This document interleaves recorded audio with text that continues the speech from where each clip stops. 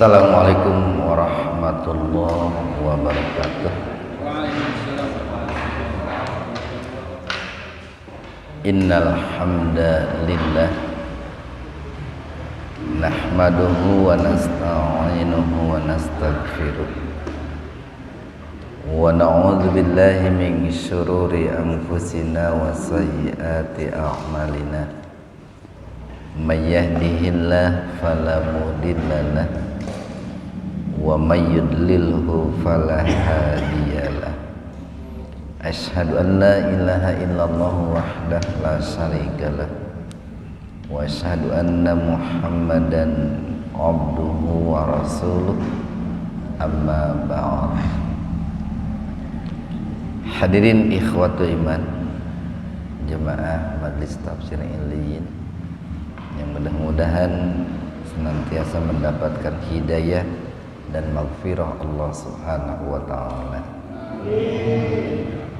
Kajian tafsir di Majelis Tafsir Illiyin pada kesempatan subuh kali ini membahas surat Ali Imran ayat 59, halaman 57.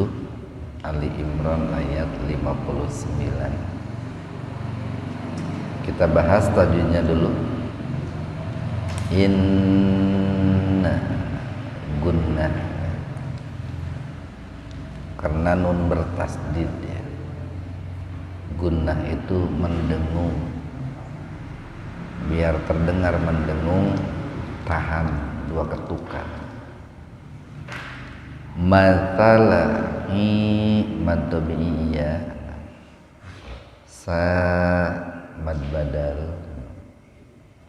badal dengan mad tabi'i itu sama-sama dibaca panjang dua ketukan. Ingda ihfa aqrab, jadi dibaca ihfa samar tapi sepintas ya. Kenapa? Karena nun mati ketemu dalnya dalam satu kata, jadi nggak usah ditahan dua ketukan, nggak usah ingda, sepintas saja ingda. Dallah tafhim karena lafdzul jalalah, atau lebih tepatnya karena lam didahului fathah. Karena kalau bicara tafhim sama tarkiknya, tebal dan tipis, itu berkaitan dengan satu lam dua ro. Kama sali a madami alif dam. Ini kalau mau berhenti di situ, mimnya disukunkan. Khalaqahu madzillah qasira, karena ada huruf H didahului oleh huruf hidup. Kopnya kan hidup di fathah. Nah, karena kopnya hidup, maka hu-nya dibaca panjang dua ketukan. Nah, biasanya oleh penulis Al-Quran dibubuhi wawu kecil gitu, biar mudah membacanya. Jadi seperti mad tabi'i wawu, Pak, padahal mad silah qasirah. Ming ihfa hakiki atau ihfa ab'ad gitu. Karena nun mati ketemu ta secara terpisah, jadi betul-betul nih dibaca samar, tahan dua ketukan. Iya, dua harokat.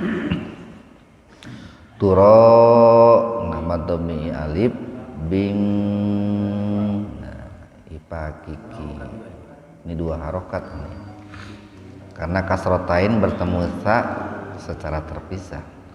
Tumana guna ko mantobi alif lahu mansilah qasira kung ipa hakiki.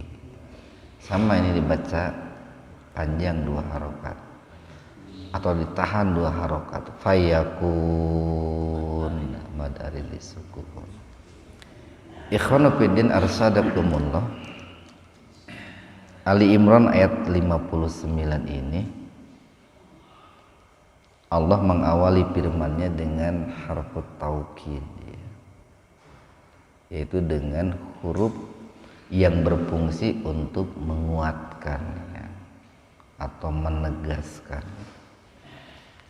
Sehingga hampir sama, taukid itu fungsinya hampir sama dengan qasam itu ya, dengan sumpah. Nah, kenapa kok muncul harfut taukid? Atau apa hikmahnya kenapa Allah itu mau awali firman-Nya dengan harfut taukid? Ini kan kalau kita lihat nih asbabun nuzul Ali Imran ayat 59 ini, itu dikisahkan bahwa ada dua orang Nasrani gitu, yang datang menemui Rasulullah SAW. Kemudian kedua orang Nasrani tersebut, ini dikisahkan keduanya itu berprofesi sebagai tukang kayu gitu. Dan mereka menyalahkan atau menegur Rasulullah SAW dengan mengatakan, wahai Muhammad, kenapa engkau berkata begini dan begitu tentang dia, maksudnya tentang Nabi Isa alaihi salam. Lalu Rasulullah balik bertanya, memangnya apa yang saya katakan tentang Isa? Mereka mengatakan, engkau mengatakan bahwa Isa itu Abdullah, seorang hamba Allah. Kemudian Nabi Muhammad menjawab, kemudian turunlah ayat ini nih, sebagai sebuah jawaban sekaligus penegasan dari Allah bahwa Isa itu adalah Abdullah wa Rasuluh, hamba Allah dan juga utusan Allah. Jadi Isa itu bukan Tuhan, tapi hamba Allah dan utusan Allah. Nah, makanya di sini untuk menumbuhkan sebuah keyakinan dan untuk menumbuhkan sebuah ketenangan. Dan dari keyakinan itu kan akan lahir yang namanya ketenangan. Allah mengawali firman-Nya dengan inna itu, biar orang itu tidak ada keraguan lagi gitu. Orang Sunda mah biar tidak ham-ham gitu. Jadi inna sesungguhnya masalah perumpamaan atau permisalan. Ini disebutnya ayat tamsil ini Pak, ayat tamsil. Yang namanya permisalan itu tidak 100% sama Pak, tapi ada sisi kesamaan ya, atau boleh dikatakan banyak sisi kesamaan, tapi ada juga sisi perbedaan. Nah, apa yang diumpamakan oleh Allah dalam ayat ini, Isa ya, jadi sesungguhnya perumpamaan Isa, Nabiullah Isa alaihissalam atau Isa bin Maryam, ingda di sisi Allahi Allah. Nah ini ada harfut tasbih, kemudian diikuti dengan tamsil. Kama sali, seperti halnya Adam, Nabiullah Adam alaihi salam. Nah di sini Allah menyebutkan kata Isa lebih dulu ketimbang kata Adam. Apa hikmahnya Allah menyebutkan Isa lebih dulu daripada Adam? Sebab dalam hal proses penciptaan, ini boleh dikatakan tanpa merendahkan Nabi Isa ya, dalam hal proses penciptaan Adam itu lebih menakjubkan daripada proses penciptaan Nabi Isa. Dalam proses penciptaan Pak ya, bukan dalam hal yang lain. Makanya Isa itu disimpan lebih dulu, baru disebut Adam gitu. Seperti begini nih. Sesungguhnya Masjid Muhajirin itu seperti Masjid Nabawi gitu Pak. Enggak begini, sesungguhnya Masjid Nabawi seperti Masjid Muhajirin, kan enggak begitu.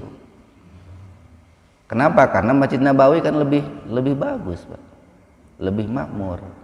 Maka Muhajirin dulu yang disebutnya itu. Sesungguhnya Masjid Muhajirin itu seperti Masjid Nabawi gitu. Ada kemiripan gitu antara Muhajirin dengan Nabawi. Tapi tetap Masjid Nabawi yang paling hebat atau yang lebih hebat. Nah di sini pun Isa itu disebutkan lebih dulu. Enggak inna masalah Adam indallahi kamasali Isa, enggak begitu. Tapi inna masalah Isa indallahi kamasali Adam. Sehingga boleh dimaknai begini, dalam proses penciptaan Isa itu boleh dikatakan hampir mirip lah, ada kemiripan dengan proses penciptaan Adam. Tetapi proses penciptaan Adam, nah itu tidak bisa dikatakan seperti proses penciptaan Isa gitu. Jadi proses penciptaan Isa banyak kemiripannya dengan proses penciptaan Adam. Tetapi proses penciptaan Adam banyak perbedaannya dengan proses penciptaan Isa. Bisa dikatakan seperti itu Pak. Nah tadi kita katakan ini ayat tamsil. Kenapa ini menggunakan tamsil? Pertama nih, fungsi tamsil itu adalah untuk memudahkan orang mencerna atau memahami pesan yang hendak Allah sampaikan. Yang kedua, untuk atau agar supaya orang itu mengingat gitu ya, atau memiliki daya ingat yang kuat ketika sebuah pesan itu disampaikan dengan sebuah perumpamaan. Jadi kan begini nih, kadang kalau kita menjelaskan sesuatu kepada orang, itu orang itu susah menangkap Pak, tapi baru bisa menangkap kalau menggunakan perumpamaan gitu. Makanya sebuah perumpamaan itu harus, yang dijadikan perumpamaannya itu harus sesuatu yang dikenal, harus sesuatu yang dikenal. Jangan menjadikan sesuatu sebagai sebuah perumpamaan itu adalah sesuatu yang aneh, yang asing. Kayak begini nih, orang umpamanya belum tahu tentang Ciwidey gitu ya. Pokoknya mata apalan Ciwidey itu kan belum pernah. Karena orangnya tara pergi-pergi gitu ya. Jarang bepergian. Lalu biar dia itu paham, kita membuat perumpamaan Ciwidey itu seperti Mesir gitu ta. Kan lebih bingung dia Pak. Boro-boro Mesir Ciwidey wae teu apal gitu ta. Jadi perumpamaan itu harus mengambil sesuatu yang lebih mudah untuk diketahui. Nah, dan efek sebuah perumpamaan itu akan lebih membekas, Pak. Akan lebih membekas. Kenapa lebih membekas? Karena ketika lupa yang satu akan lupa, akan ingat yang lainnya. Jadi kalau orang itu umpamanya lupa menyebut Isa, dia akan ingat Adam, atau lupa Adam, dia akan ingat Isa. Nah itu salah satu kelebihan ya daripada tamsil. Dan ini merupakan salah satu metode Pak, metode dakwah ya, metode pendidikan. Ketika kita mendakwah atau mendidik anak, itu salah satu metode yang diajarkan oleh Allah itu dengan metode tamsil. Nah itu pertama dalam apa nih permisalan Isa dengan Adam itu? Pertama dalam hal penciptaan. Saya katakan penciptaan dulu, bukan pembuatan dulu.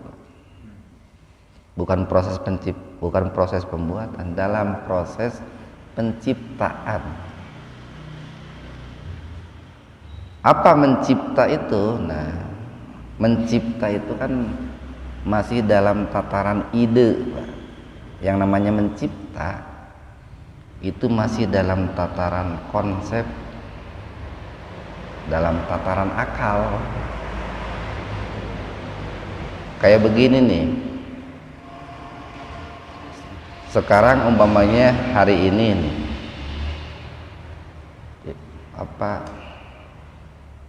panasnya tarik gitunya, halodo tarik gitu, matahari begitu menyengat gitu. Kemudian kita berkata, kacipta gitu, lamun nginum es enak meureun bisa. Itu banyak. Duh, kecipta nih kalau makan rujak enak gitu. Itu kan baru mencipta itu, Pak. Belum minum es belum makan rujak belum, baru mencipta itu kan. Kita lihat umpamanya ada orang yang tutur katanya bagus, lalu kita katakan kacipta nama orang eta teh bager gitu kan. Kenapa? Dia kalau bicara saja sopan santun. Nah itu, cuman seringkali kita memahami bahwa mencipta itu membuat gitu kan. Mencipta dengan membuat itu beda. Sebelum membuat itu diawali dulu dengan proses mencipta. Dan itu di Al-Quran diajarkan itu. Makanya kita dalam hidup itu, dalam hidup, sebelum praktek, sebelum gawe, sebelum kerja, harus ilmu dulu, Pak. Ilmu dulu. Harus konsep dulu gitu, harus gagasan dulu. Baru konsep, gagasan, ide itu dituangkan dalam bentuk perbuatan gitu, Pak. Kalau kita bekerja tanpa konsep bisa gagal itu, Pak. Bisa salah. Kenapa? Karena ilmunya tidak dibangun dulu. Nah, Allah pun sebelum membuat Adam dan membuat Isa itu mencipta, Pak. Cuman kita tidak perlu tahu lebih jauh bagaimana menciptanya Allah gitu ya. Atau berapa lama menciptanya Allah. Tapi yang jelas semua yang Allah buat itu dicipta, didesain gitu, Pak. Didesain sedemikian rupa sehingga hasilnya itu betul-betul luar biasa. Tidak ada penciptaan dan pembuatan Allah yang gagal. Kalau dalam Al-Quran kan Rabbana ma khalaqta hadza batila gitu. Kenapa? Karena sebelum dibuat itu dicipta dulu itu, Pak. Dicipta. Nah itu, jadi pertama nih ada kemiripan antara mencipta Isa dengan mencipta Adam, tapi tidak 100% sama. Kemudian yang kedua, ada kemiripan dalam proses pembuatan Isa dengan proses pembuatan Adam. Makanya di sini ada kata-kata khalaqahu. Khalaqahu. Kenapa di sini menggunakan kata khalaqo gitu? Nah, di Al-Quran itu ada beberapa kata yang memiliki kemiripan makna. Ini disebutnya kata ini, kata mutarodif. Kata mutarodif itu beberapa kata yang memiliki kemiripan arti dan makna. Seperti khalaqo itu sama dengan mirip kita, khalaqo, ja'ala, fatoro itu, kemudian nasa'a. Nah itu memiliki kemiripan arti. Artinya apa? Membuat, Pak, membuat. Ya. Cuman kalau kholako nih Pak, kholako itu adalah mencipta. Kholako itu penciptaan pertama kali. Baru setelah kholako itu suka diikuti dengan proses ja'ala. Itu banyak di Al-Quran ayat-ayat seperti itu.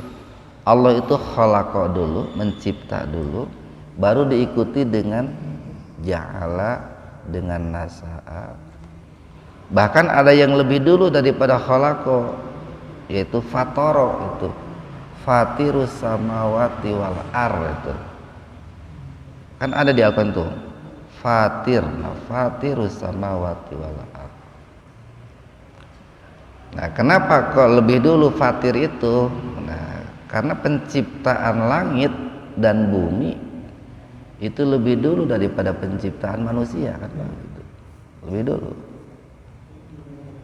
Nah, baru setelah fatir itu ada kholako, setelah kholako ada ja'ala, ada nasa'a. Jadi kholaqahu, Allah mencipta Isa dan juga Adam min turab, daripada tanah.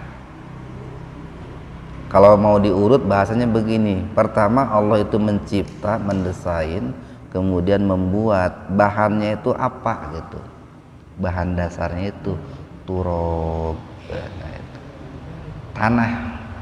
Ini bagusnya nih dibahas lebih dalam kan. Kenapa? Karena di Al-Quran itu kan Allah seringkali menyebut penciptaan itu ada yang dari tin, itu kayak penciptaan manusia kan, ada dari tin, ada dari turab, ada min solsolin itu, min sulalatin min tin, ada min sulalatin min tin, ada mimain, ya gitu Pak. Itu mestinya itu dibahas lebih dalam itu. Tapi kan cukup banyak itu ayat-ayat yang berbicara tentang proses sekaligus bahan dasar penciptaan manusia. Nah, biasanya mufasir mengatakan bahwa turab itu tanah yang di situ mengandung air gitu, tanah lembab itu Pak, tanah basah. Biasanya begitu mufasir itu rata-rata menafsirkan itu. Summa, kemudian qala berkata nih atau berfirman, siapa Allah, lahu kepadanya. Nah, di sini lahunya itu begini Pak. Ada yang menafsirkan karena hu-nya itu bentuk tunggal, enggak lahuma, tapi lahu itu langsung ke Adam. Karena Adam disebutkan terakhir.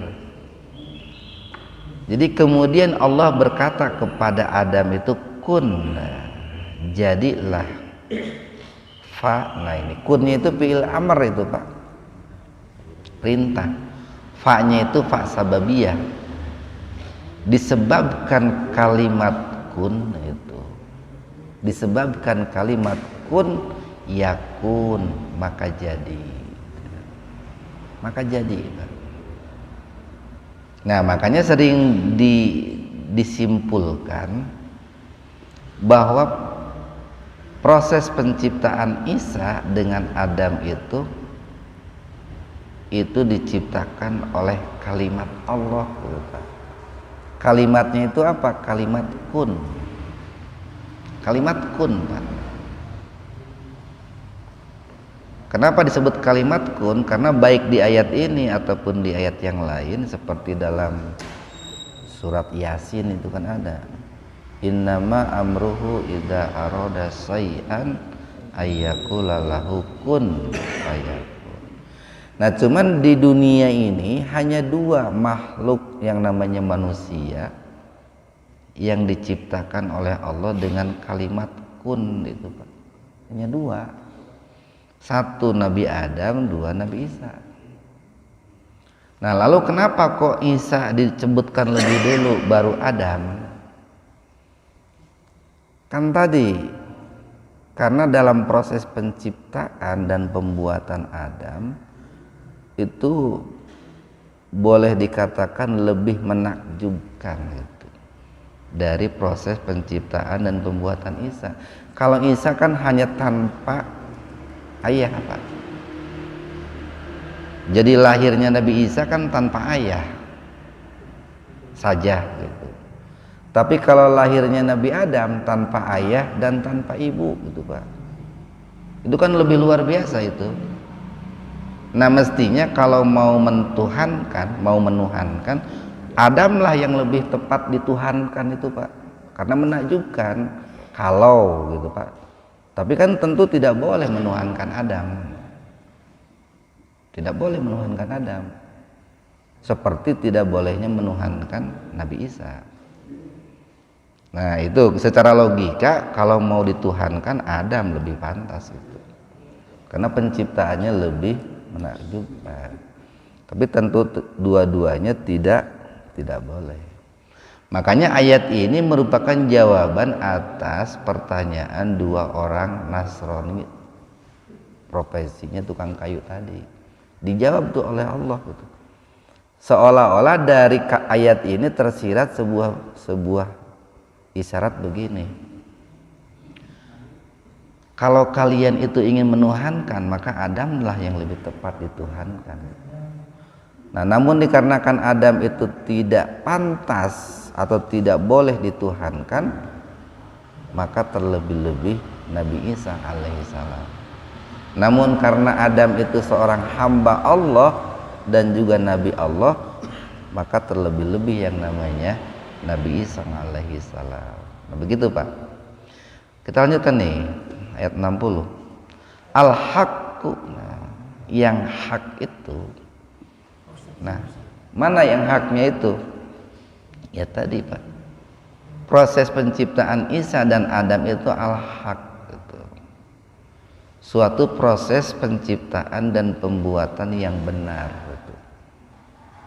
Suatu proses penciptaan yang bahannya benar, bahan dasarnya, Pak, prosesnya juga benar, tujuan diciptakannya pun benar, tidak ada sedikit pun kekeliruan gitu. Tidak ada sedikit pun, termasuk bahwa Nabi Isa dan Adam itu benar-benar itu merupakan hamba Allah gitu. Benar-benar merupakan ciptaan Allah.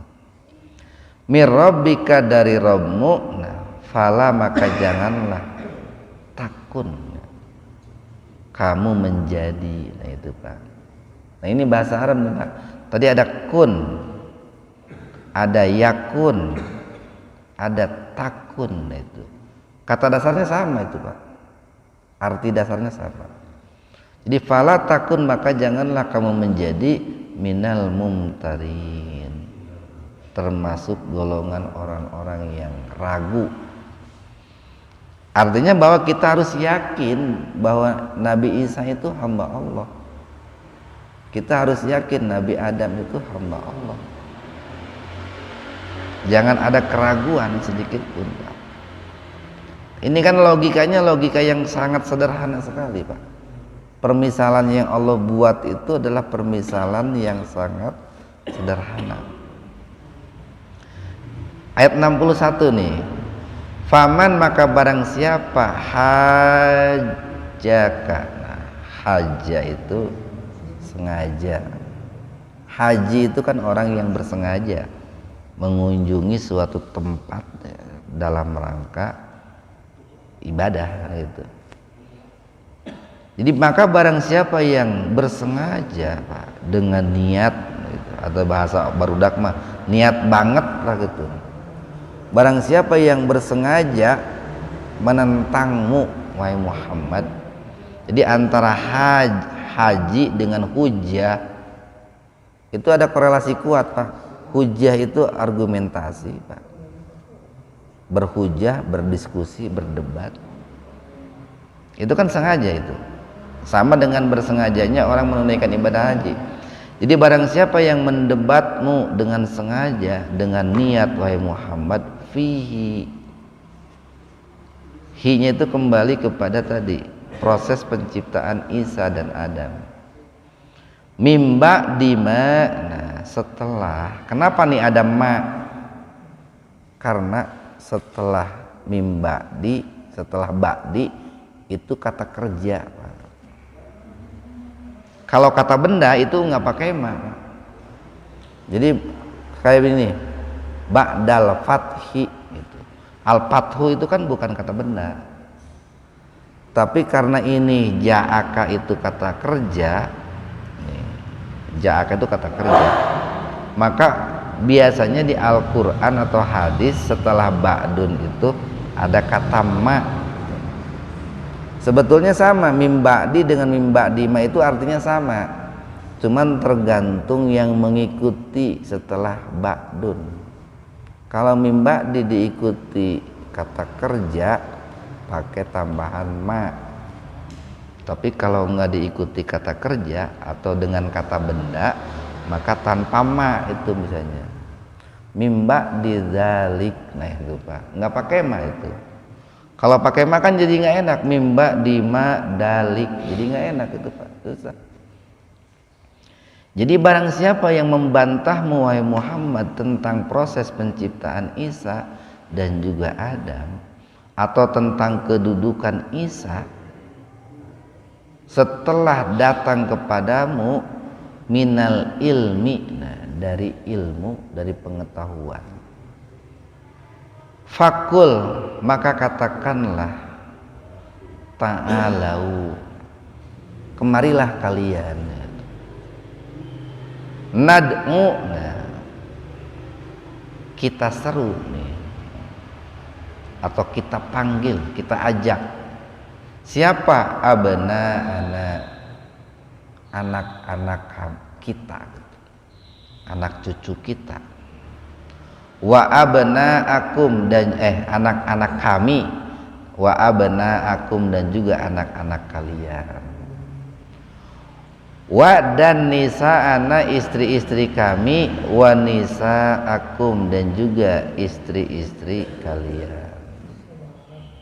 Wa dan angfusana, diri-diri kami. Wa angfusakum, dan diri-diri kalian. Untuk apa?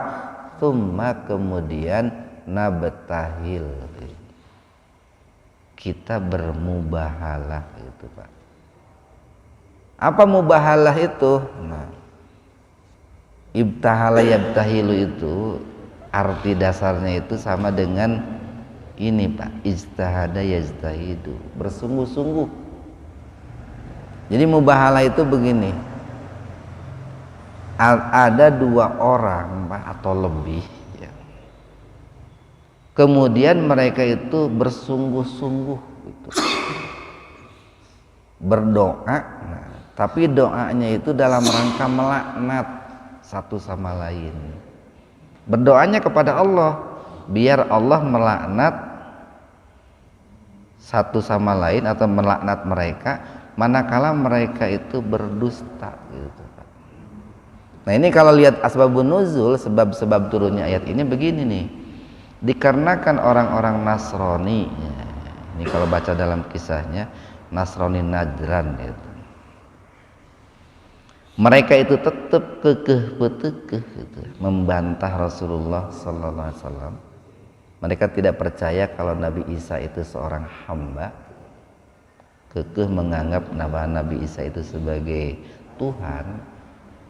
Maka sebagai solusi terakhirnya itu Rasul diperintahkan oleh Allah untuk melakukan mubahalah Pak. Kemudian Rasul mengatakan kepada mereka, kalau begitu begini saja, kita bermubahalah gitu. Kamu bawa anak-anakmu, istrimu, saya pun bawa anak-anak saya dan istri saya gitu. Termasuk pada saat itu dikisahkan dalam riwayat Imam Bukhari itu, Rasulullah itu membawa cucunya Hasan dan Husain gitu. Nah tetapi ketika mereka itu mau bermubahalah, mau dilaksanakan mubahalah, akhirnya orang-orang Nasrani itu bermusyawarah gitu. Kemudian mereka menolak tantangan Rasulullah untuk bermubahalah. Mereka mengatakan satu sama lain dengan teman-temannya itu, ini Muhammad itu kan nabi, cina kita.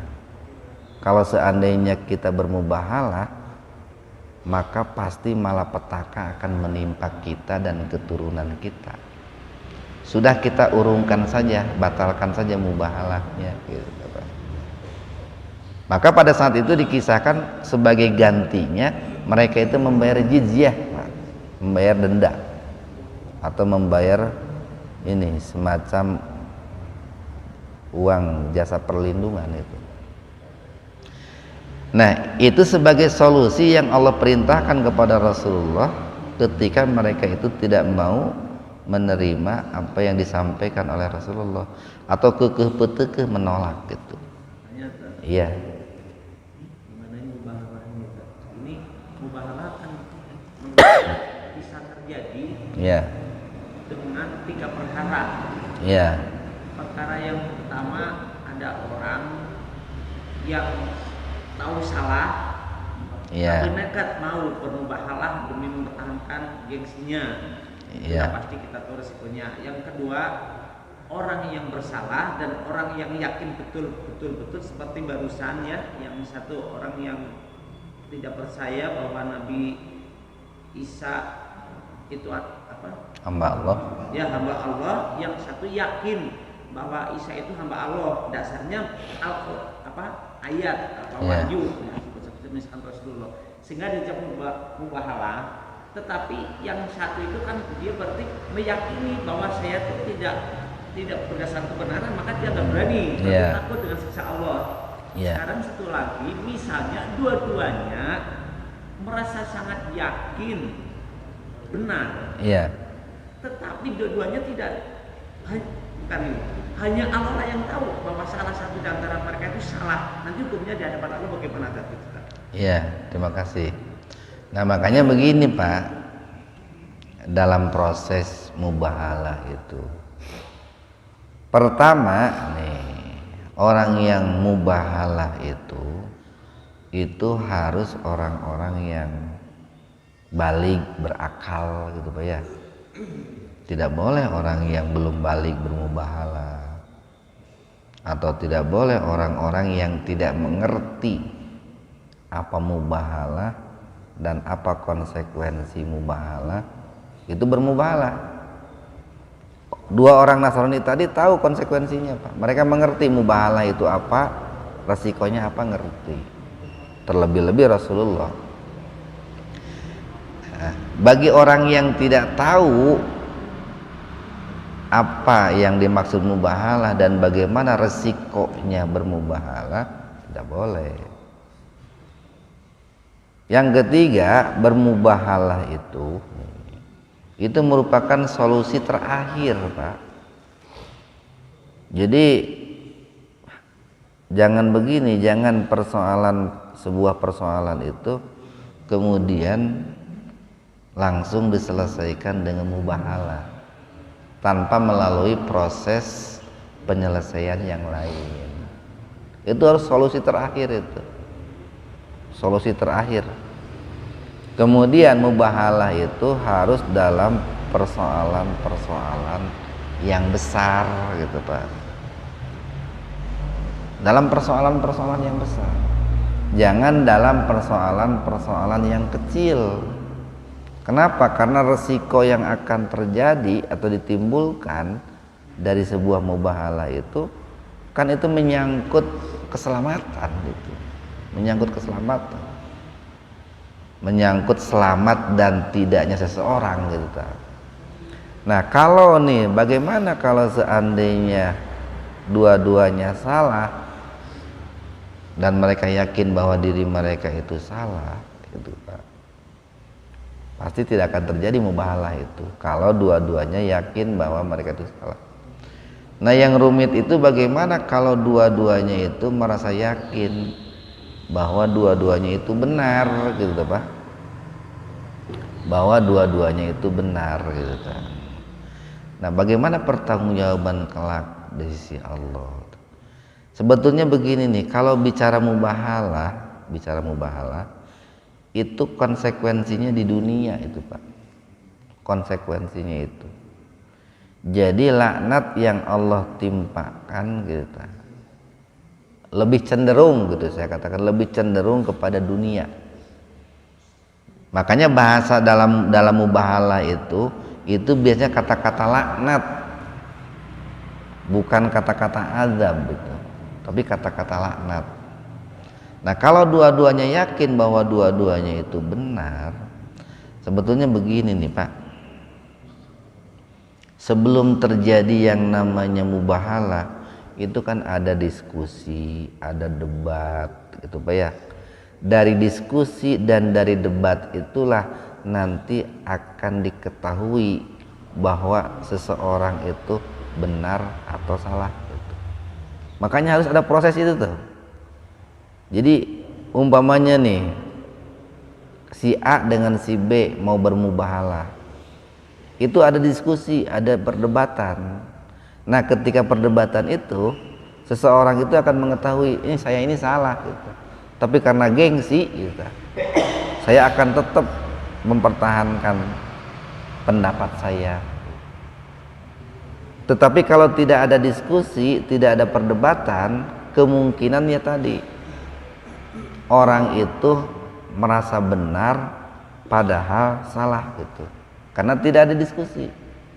Jadi dengan adanya diskusi, dengan adanya debat itu, orang yang tadinya merasa benar, oh gini benernya, ternyata saya itu keliru, ternyata saya itu salah. Nah itu prosesnya harus seperti itu. Bagaimana pertanggungjawabannya di sisi Allah? Sebetulnya dengan adanya proses perdebatan itu dia sudah akan tahu jawabannya. Saya ini salah gitu, dia itu benar gitu. Tetapi kalau orang itu ada masalah langsung bermubahalah tanpa si A atau si B-nya itu diberikan argumentasi, mungkin akan terjadi Pak. Orang itu salah tapi merasa benar gitu. Kayak begini nih, ada orang itu punya pemahaman yang salah, atau ada orang itu melakukan sesuatu yang salah. Bisa jadi mereka melakukan sesuatu yang salah itu karena tidak tahu. Tapi setelah kita nasihati, setelah kita didik, setelah kita beri pencerahan, baru kan mereka itu tahu, oh ternyata yang selama ini saya lakukan itu salah. Nah makanya ketika kita nih, sikap bijaknya nih Pak, ketika kita melihat orang lain berbuat salah, husnudonnya gitu ya, husnudonnya dia itu belum tahu. Lalu kita itu berkata kepada diri kita, mungkin dia itu belum tahu karena saya belum memberitahu gitu. Berarti saya ini berdosa kan gitu Pak. Dia berbuat salah tapi dia tidak saya beritahu. Nah kan seringkali orang begini, ada orang lain berbuat salah tetapi tanpa diingatkan gitu, lalu kita memvonis dengan vonis berlebihan.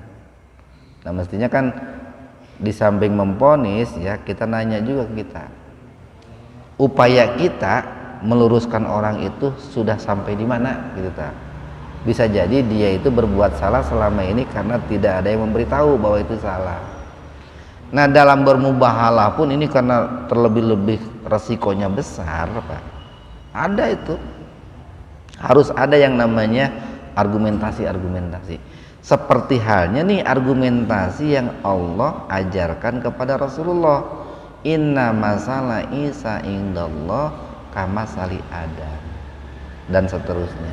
Cuman itu kan kalau dipahami secara lahir seperti biasa kan ayat itu, tetapi kalau dikaji lebih dalam ya kan gitu ya, oh betul ya gitu. Kalau seandainya nih Adam saja tidak bisa dijadikan sebagai Tuhan, apalagi Isa gitu. Oh kalau seandainya Adam saja sebagai hamba Allah, padahal Adam itu pernah tinggal di surga, apalagi Isa kan gitu ta. Karena Nabi Isa belum dikisahkan seperti kisah-kisahnya Adam. Adam itu kan pernah tinggal dengan para malaikat di surga. makhluk yang pertama kali Allah ciptakan, kan gitu Pak. Nah, dengan adanya argumen-argumen seperti itu diharapkan orang itu terbuka. Oh ternyata begini. Coba saja nih Ali Imran ayat 59. Kalau kita tidak bedah tafsirnya, tentunya kalau nggak dibedah tafsirnya, mungkin ya Pak Pitoya akan membacanya biasa wae kan gitu tanya. Ngagelenyeng gitu. Tapi ternyata setelah dibedah maksudnya begitu gitu. Dalam sekali. Mendasar sekali nih argumentasi yang Allah berikan itu mendasar sekali. Di logikanya itu kena lah gitu. Kena itu kalau saya itu. Kita lanjutkan sedikit lagi nih. Panaj'ala kemudian kami jadikan kemudian kami jadikan laknatullahi laknat Allah, kutukan Allah alal kadzibin, untuk orang-orang yang berdusta. Jadi begini nih, kalau saya bahasakan, kita berdoa memohon kepada Allah dengan sungguh-sungguh nih. Kalau saya Muhammad bohong gitu, maka saya, istri saya, anak saya, cucu saya, Hasan dan Husain akan dikutuk oleh Allah Subhanahu wa taala. Nah, sebaliknya orang Nasrani Najran pun harus mengatakan hal yang sama. Tapi karena mereka sudah diberitahu sebelumnya nih Pak, sudah dijelaskan sebelumnya oleh Nabi, dan mereka pun tahu siapa Rasulullah, cuman mereka mendustakan saja, maka ketika diajak bermubahalah itu tidak mau. Satu ayat lagi nih, inna sesungguhnya hadza inilah, lahuwa sungguh dia itu, dia apa?